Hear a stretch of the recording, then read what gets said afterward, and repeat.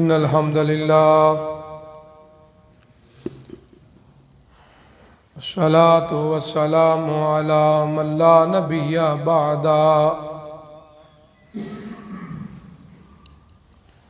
أعوذ بالله السميع العليم من الشيطان الرجيم من همزه ونفخه ونفسه لا حول ولا قوة إلا بالله بسم الله الرحمن الرحيم إن الصفا والمروة من شعائر الله فمن حج البيت أو اعتمر فلا جناح عليه أن يطوف بهما ومن تطوع خيرا فإن الله شاكر عليم صدق اللہ العظیم۔ بے شک صفا اور مروہ اللہ کی نشانیوں میں سے نشانیاں ہیں۔ جو بیت اللہ کا حج یا عمرہ کرے اس کے اوپر کوئی گناہ نہیں کہ ان دونوں کی سعی یعنی طواف کرے، اور جو خوشی سے خیر اور نیکی کا کام کرے بے شک اللہ شاکر علیم جاننے والا ہے اور اس کے بارے میں اچھی نجات کا ذریعہ بنانے والے ہیں۔ حضرات محترم، سورہ بقرہ کی تشریح اور توضیح بیان ہو رہی ہے۔ رب العالمین ارحم الراحمین اپنی کلام سورہ بقرہ کی اس آیت میں مکہ معظمہ کے دو پہاڑ ہیں، ایک کا نام صفا ہے اور دوسرے کا نام مروہ ہے۔ اللہ کا یہ کہنا ہی بہت کافی ہے کہ شعائر اللہ یہ اللہ کی نشانیوں میں سے نشانی ہے۔ دنیا کے اندر بہت زیادہ پہاڑ ہیں جن کا خالق اللہ ہے، کوئی چوڑائی میں کوئی اونچائی میں۔ امام سعدی رحمت اللہ علیہ کہتے ہیں کہ دو پہاڑوں کو تو اللہ نے بہت عظمت عطا فرمائی۔ ان میں ایک پہاڑ طور پہاڑ ہے اور دوسرا وہ کوہ ہرا ہے جس کے اوپر غار ہرا ہے۔ قرآن مجید میں اللہ فرماتے ہیں کلم اللہ موسیٰ تکلیما، اور دوسری جگہ فرمایا والتین والزیتون وطور سین۔ اس پہاڑ کی عظمت یہ ہے کہ رب العالمین نے اس پہاڑ پہ جناب موسیٰ علیہ السلام سے ہم کلام ہوئے، یہ ایک بہت بڑا اعزاز ہے۔ اور دوسرا غار ہرا اقرا بسم ربک الذی خلق خلق الانسان من علق، اس غار ہرا کی یہ عظمت ہے کہ رب العالمین نے اس کوہ ہرا کے اوپر جناب محمد الرسول اللہ صلی اللہ علیہ وآلہ وسلم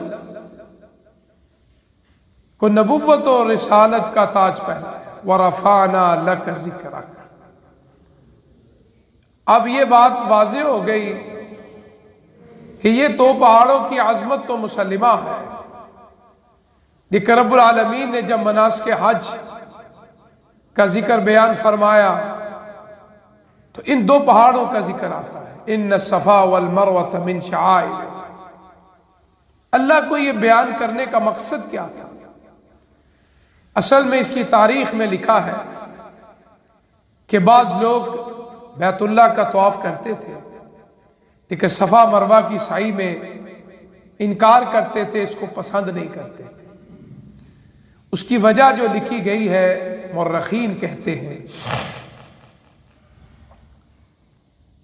کہ دنیا میں بڑے بڑے بدبخت انسان آئے اور گزر گئے، ان میں دو کردار ہیں، اساف اور نائلہ۔ اساف ایک میل کا نام ہے اور نائلہ ایک فیمیل کا نام ہے۔ یہ وہ مرد عورت بدبخت تھے جنہوں نے اللہ کے گھر کی بے ادبی کی انتہا کر دی، کہ انہوں نے بیت اللہ کے اندر زنا جیسے گناہ کا ارتکاب کیا اور اللہ کا عذاب آیا کہ یہ دونوں جو ہیں وہ پتھر کی حالت میں ہو گئے۔ استغفر اللہ۔ جس طرح قرآن مجید میں ان لوگوں کا ذکر ہے، قُلْنَا لَهُمْ كُونُوا قِرَدَةً خَاسِئِينَ، کہ بنی اسرائیل قوم کی وہ بدبخت لوگ تھے جنہوں نے وہ مچھلی کا مسئلہ کیا، شکار کیا، اللہ نے ان کو بندروں کی شکل میں تبدیل کر دیا۔ استغفر اللہ۔ اور اس وجہ سے آج بڑے بڑے بدبخت سائنسدان کہتے ہیں کہ انسان جو ہے یہ بندر کی تخلیق کی تبدیل شدہ نئی شکل ہے، حالانکہ یہ شریعت کے خلاف ہے۔ بندر اللہ کی مخلوق ہے، جانور مخلوق ہے، حضرت انسان کو اس کے ساتھ ملانا یہ ایک بہت بڑی انسانیت کی توہین ہے۔ اللہ نے کسی بندر کی قسم نہیں اٹھائی، اللہ نے فرمایا ہے اقرأ بسم ربک الذی خلق۔ یہ عظمت اللہ نے انسان کو عطا فرمائی ہے کہ کائنات کے امام آدم علیہ السلام کی اولاد سے آئے، ابراہیم و اسماعیل علیہ السلام کی نسل سے آئے، جناب عبداللہ کے بیٹے اور جناب آمنہ کے لخت جگر تھے۔ اللہ نے تو اتنی عظمت عطا فرمائی ہے، تو یہ کہنا کہ انسان بندر کی نئی شکل ہے، استغفر اللہ، اور انہوں نے پھر وہ خاکے بھی بنائے، استغفر اللہ۔ ہمارے بعض نوجوان اس کو دیکھ کے بھی گمراہ ہونے کی کوشش کرتے ہیں کہ دیکھو جی یہ تو ہم پہلے انسان نہیں تھے، بندر تھے، استغفر اللہ۔ اللہ کہتے ہیں نہیں، جو عظمت انسان کو ہے کسی مخلوق کو نہیں ہے۔ والتین والزیتون وطور سینین وہذا البلد الامین لقد خلقنا الانسان فی احسن تقویم۔ بندر تو انسان کے پاؤں کی جہاں مٹی لگتی ہے اس مٹی کے بھی برابر نہیں۔ اللہ اکبر۔ اللہ نے تو انسان کو اتنی عظمت عطا فرمائی، کیوں ایسی باتیں کر کے اپنی تذلیل کے دروازے خود کھولتے ہیں؟ انسان کو اللہ نے بڑی عظمت عطا، اللہ کی یہ ساری مخلوق شروع سے ہے، اور یہ عذاب کی شکل میں وہ بنے۔ اور یہ بات ذہنوں میں سیو اور محفوظ کر لینا کہ جس قوم پہ عذاب آئے 3 دن سے زیادہ وہ زندہ نہیں رہتی، یہ اللہ کا قانون قدرت ہے۔ اور جو وہ بندر بنے تھے 3 دن یا تیسرے دن سورج کے غروب ہونے سے پہلے اللہ نے ان کو سب کو مار دیا تھا، اور یہ دکھایا تھا دنیا والوں کو کہ میں اس بات پہ قادر ہوں کہ میں دنیا میں بھی عذاب دے سکتا ہوں۔ استغفر اللہ۔ جو رب جہنم اور دوزخ میں پھینک سکتا ہے اور اب دنیا میں بھی انسان کو عبرت کا مقام بنا سکتا ہے۔ آج دنیا میں بہت سی مسائلیں ہیں۔ ایک آدمی کے بارے میں آتا ہے کہ وہ قبرستان سے گزر رہا تھا، اللہ اکبر، عصر اور مغرب کے درمیان کا وقت ہے۔ وہ کہتا ہے کہ اچانک میں جب اس قبرستان سے گزرا تھا قبر پھٹی، اس میں سے ایک انسان باہر آیا، اس کا جسم انسان جیسا ہے، شکل گدھے کی طرح۔ استغفر اللہ۔ وہ انسان کہتے میں ڈر گیا، عجیب بات ہے، قبر میں تو انسان ہوتے ہیں، جسم اس کا انسانوں والا ہے اور شکل اس کی گدھے کی طرح ہے۔ تھوڑی دیر بعد اس نے آوازیں نکالی گدھوں کی طرح، دوبارہ قبر میں گیا، قبر بند ہو گئی۔ وہ کہتے میں نے اپنے سفر کو روک دیا، جن کا یہ قبرستان تھا وہ قریبی بستی تھی، میں ان کے پاس چلا گیا، میں نے ان کو یہ واقعہ سنایا کہ آج میں نے تمہارے قبرستان میں یہ منظر دیکھا ہے۔ وہ کہنے لگے ہم ہر روز دیکھتے ہیں، یہ وہ بدبخت ہے سارا دن بدماشیاں کرتا تھا، اللہ کی مخلوق کو تنگ کرتا تھا، ان کو تکلیف دیتا تھا۔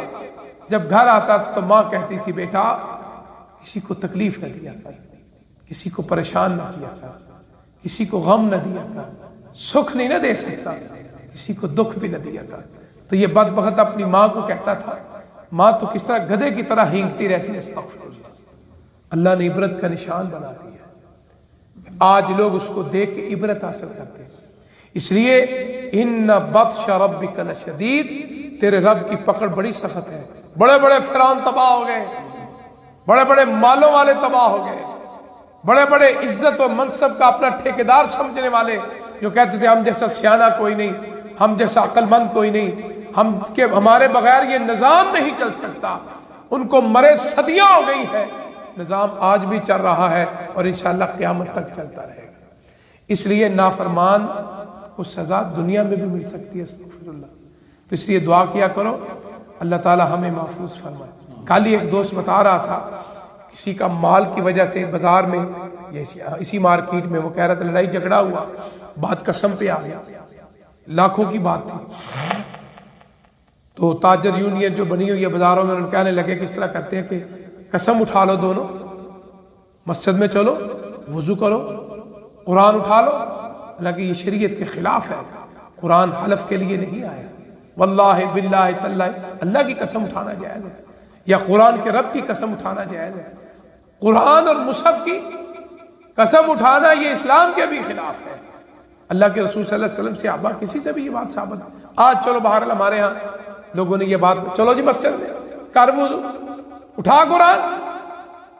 کہتے ہیں کہ جس نے پیسے کے بارے میں دعویٰ کیا تھا کہ میں نے اس کو دیے ہوئے ہیں، اور دوسرا کہتا تھا نہیں اس نے مجھے اتنے دیے اتنے نہیں دیے، لاکھوں کی بات تھی۔ تو جب وہ گئے دونوں آدمی، تو لوگ کہتے ہیں جس وقت وہ اندر گیا دونوں نے وضو کیا، اور جس نے پیسے دینے تھے کہ میں نے دے دیے ہیں، لیکن وہ کہتا تھا لینے والا کس نے مجھے نہیں دیے، کہتے ہیں وضو کر کے جب مسجد کے حال کی طرف گیا قرآن اٹھانے کے لیے، اور جس نے لینے تھے نا وہ کہنے لگا جی بس اللہ نے مجھے بہت دیا ہوا ہے، یہ قرآن نہ اٹھا۔ ٹھیک ہے بھائی، اللہ کی سپورت، تو کہتا ہے نا دیا ہے، ٹھیک ہے میں اپنے کھاتے میں سے کلیئر کر لیتا ہوں۔ لوگ کہنے لگے بھائی تو پہلے کہتا تھا قسم اٹھا، قرآن اٹھا، کہنے لگے نہیں بس اس نے وضو کر دی ہے، اب یہ قرآن اٹھانے لگا ہے، تو یہ میرا دل نہیں کرتا کہ یہ دنیا کے مال کی خاطر اتنا بڑا کام کرے، جو میں نے چھوڑ دیا۔ کہتے ہیں ہم اپنے اپنی شاپ پہ یا دکانوں پہ چلے گئے، اور جس نے وہ قسم اٹھانے کے لیے قرآن پکڑنے گیا، وہ کہیں کہتے ہیں بعد میں راہ والی ادھر گکھڑ جاتا، اس کا ایکسیڈنٹ ہوا، استغفر اللہ۔ ایک لمحے میں کے اندر اللہ قادر مطلق ہے، ہر وقت اللہ سے ڈرنا چاہیے۔ آج کہتے ہیں جی اللہ کو ڈرنے والی چیز ہے، استغفر اللہ حول ولا قوت۔ وہ اللہ ٹھیک ہے رب ہے، لیکن اس کی سزاؤں سے تو ڈرنا ہے نا، اور اللہ ہی کہتے ہیں نا وَلِمَنْ خَافَ مَقَامَ رَبِّهِ جَنَّتَانِ، فرمایا جو میرے عذابوں سے ڈر کر میری عبادت کرتا ہے، میرے سامنے آ کے کھڑا ہو جاتا ہے، ہاتھ باندھ لیتا ہے، رکوع کرتا ہے، سجدہ کرتا ہے، اللہ کہتا ہے میں اس کو ایک جنت نہیں 2 جنتیں عطا فرماؤں۔ یہ ہے خشیت الہی، یہ ہے خوف الہی۔ اس کا ایکسیڈنٹ ہوا، باہر جان بچ گئی۔ کہتے ہیں وہ دوسرے دن ہسپتال میں جو لوگ اس کا پتہ لینے گئے تو ہاتھ جوڑ کے کہہ رہا تھا اس کو کہو مجھے معاف کر دے، واقعی میں نے اس کو پیسے کم دیے تھے۔ لوگ یہ تو آج ہمارے حالات ہیں۔ اس لیے اللہ کے عذاب سے بچنے کا طریقہ کیا ہے؟ اپنے معاملات کو سیدھا رکھو۔ ایک ہوتا ہے ارادے سے، ایک ہوتا ہے انسان بھول کے کر لیتا ہے۔ تو اللہ کے حضور دعا بھی ہے کہ اللہ ہمیں ایسی سزاؤں سے محفوظ فرمائے۔ اب یہ جو ہے معاملات زندگی، ان مچھلی والوں کا بندر بننا تو اللہ قادر مطلق۔ اب یہ اصاف و نائلہ پتھر بن گئے، پتہ چل رہا ہے کہ مرد ہے، پتہ چل رہا ہے یہ عورت ہے، اسی شکل میں ان کے پتھر بن گئے۔ لوگوں نے سمجھا کہ انہوں نے بے ادبی کی ہے، انہوں نے یہ دونوں پتھر پکڑ کے اصاف اور نیلا، ایک کو صفا پہ رکھ دیا، ایک کو مروا پہ رکھ دیا۔ عبرت کے مقام پہ یہ وہ بدبخت نوجوان لڑکا اور لڑکی ہے جنہیں اللہ کے گھر کی بے ادبی اور بے حرمتی کی۔ لوگوں نے عبرت کری، صدیاں گزر گئی، سال گزر گئے، لوگ آئے بڑے ہوئے، انہوں نے سمجھا کوئی یہ بزرگ نہیں ہے، لوگوں نے یہاں اس کو رکھا ہے، لگتا ہے کوئی بہت بڑی بات ہے، لوگوں نے ان کی پوجا پاٹ شروع کر دی۔ استغفر اللہ۔ دیکھو یہ ایک رخ ہے، انہوں نے رکھا عبرت کے لیے، آنے والی نسلوں نے پوجا پاٹ شروع کر دی۔ استغفر اللہ۔ کہتے ہیں اس وجہ سے جب اسلام آیا یہ پتھر ختم ہو گئے، تو اللہ نے حکم دیا کہ یہ صفا مروہ حضرت ابراہیم علیہ السلام کی اہلیہ محترمہ جناب حاجرہ علیہ السلام کی سنت ہے کہ انہوں نے یہ 7 چکر لگائے تھے تو زمزم ملا تھا۔ اللہ اکبر۔ آج جو 7 چکر لگائے گا اللہ اس کے سارے گناہ معاف فرما دے گا۔ کتنا بڑا انعام ہے کہ من شعائر اللہ۔ اس لیے کچھ لوگوں کے دلوں میں یہ تھا کہ یہ اصاف نیلا کی وجہ سے ہم نے پہاڑوں کی ہم نے صحیح نہیں کرنی۔ قرآن مجید میں یہ جو لفظ آیا ہے اَن یطوف بہما، مورخین اور مترجم زبان دانی والے کہتے ہیں اس کا مطلب یہ ہوتا ہے طواف کا معنی یہاں سعی ہے، کیونکہ وہ طواف کی شکل میں نہیں ہے صفا مروہ، ہم اس کے بالکل سیدھا درمیان میں صفا اور مروہ کے درمیان میں سعی کرتے ہیں جو جناب امی حاجرہ علیہ السلام نے کی۔ تو یہ بات سمجھ میں آ گئی کہ اللہ کی نشانیوں میں سے نشانی ہے۔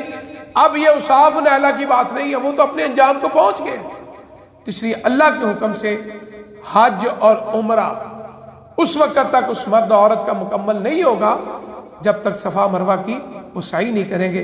اس لیے اللہ کی حضور دعا ہے رب العالمین مجھے اور آپ کو صحیح بات سمجھنے کی، سمجھانے کی، اللہ عمل کرنے کی توفیق عطا فرمائے۔ بیت اللہ کا طواف اور صفا مروہ کی سعی اللہ ہماری زندگیوں میں مرتن کثیرہ مرتن کثیرہ مرتن کثیرہ، اللہ زیادہ سے زیادہ ہم یہ عمل کرنے کی اللہ توفیق عطا فرمائے۔ وآخر دعوانا الحمدللہ۔ اللہم صلی علی محمد کما صلیت علی ابراہیم، اللہم بارک علی محمد وعلی آل محمد کما بارکت علی ابراہیم وعلی آل ابراہیم انک حمید مجید۔ اللہم ربنا آتنا فی الدنیا حسنۃ وفی الآخرۃ حسنۃ وقنا عذاب النار۔ اللہم اشف مرضانا ومرضى المسلمین، اللہ ہم سب کو چھوٹی بڑی بیماریوں سے محفوظ فرما۔ اے رب العالمین آپ ہمارے محافظ ہیں، آپ سے بڑا کوئی طاقتور نہیں، آپ سے بڑا کوئی محافظ نہیں۔ اے رب العالمین ارحم الراحمین، ہم سب کی جان، مال، عزت، اولاد کی حفاظت فرما، گھر میں ہو گھر سے باہر ہو، اللہ ہم سب کی حفاظت فرما، ہمارے گھر والوں کی حفاظت فرما، ہمارے خاندان کی حفاظت فرما، ہماری اولادوں کی حفاظت فرما۔ اے رب العالمین جن کے بچے بچیاں نوجوان، اللہ ان نیک اور صالح رشتے عطا فرما۔ ہم گنہگار ہیں، بخشش کا مہینہ ہے، اللہ آپ ہمارے داتا ہیں، آپ ہمارے مالک ہیں، اللہ ہم سب کے صغیرہ کبیرہ گناہوں سے درگزر فرما۔ وطن عزیز وطن پاکستان کی حفاظت فرما۔